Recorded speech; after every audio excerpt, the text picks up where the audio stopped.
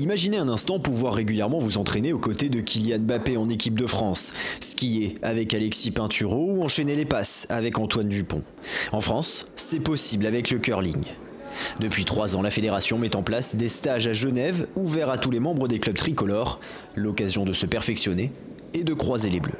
C'est une chance, c'est super inspirant, ils sont super accessibles, ils répondent aux questions, ils coachent, c'est assez cool, on fait même des petites confrontations avec eux. L'équipe de France est là, il y a Thierry aussi qui est là pour nous coacher, donc ouais, c'est plutôt bien. Thierry, c'est Thierry Mercier, ancien joueur de l'équipe de France, présent au JO d'Albertville 1992 et désormais entraîneur national du curling français. C'est lui qui chapeaute ses week-ends, distillant ses conseils à tous. C'est quoi l'important ?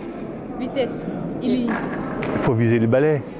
Les gens à la télé, quand ils jettent au fond pour faire 0-0, ils mettent toujours un balai, puis ils regardent la ligne. Une fois que tu es au balai, ta pierre, elle est réussie. Il est toujours là pour nous aider, surtout techniquement, mais aussi par rapport à la stratégie.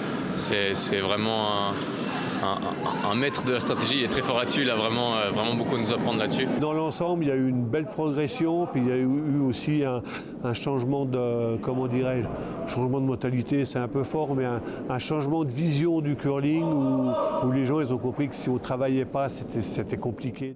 La progression, le travail, bien aidé par les infrastructures. Si les stages se déroulent en Suisse, c'est parce que la Halle genevoise peut offrir 6 pistes d'excellente qualité.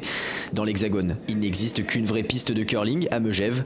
Pour les autres, les moyens manquent pour créer les infrastructures adéquates. Il faut donc faire avec les moyens du bord. Ici, là, c'est glace parfaite, etc. Et le problème de Virim et de tous les autres clubs en France, c'est que c'est pas de la glace exclusive au curling. Et du coup, elle est abîmée, on va dire, par les autres sports.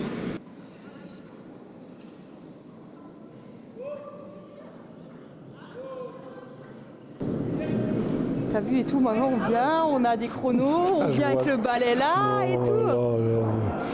Je crois bien que je vous sers à rien. C'est certainement la plus belle réussite de ces stages, les féminines. Elodie, Sylvie, Alison et Elodie viennent des clubs de Colmar, Nice ou encore Valence. Rapprochées par ces week-ends suisses, elles forment désormais l'équipe de France. Elles s'aligneront au prochain championnat d'Europe en Lituanie. C'est une première victoire, puis ça valide surtout le travail que les joueuses ont fait depuis 2 ans, où elles sont venues au stage, donc elles ont un peu validé le cursus de progression. Après, on n'y va pas encore pour monter dans le groupe B ou pour avoir des résultats. On est quand même toujours dans l'idée de développement. Et puis après, j'espère que ça va attirer d'autres femmes, que ça va attirer des juniors filles, par exemple, ou des juniors garçons, qu'on puisse étoffer un peu la base simplement pour élever le niveau, quoi.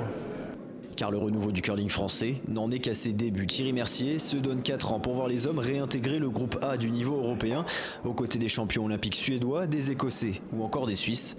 Un niveau qui permettrait d'espérer à nouveau disputer les Jeux olympiques, que l'équipe de France n'a plus vu depuis 2010.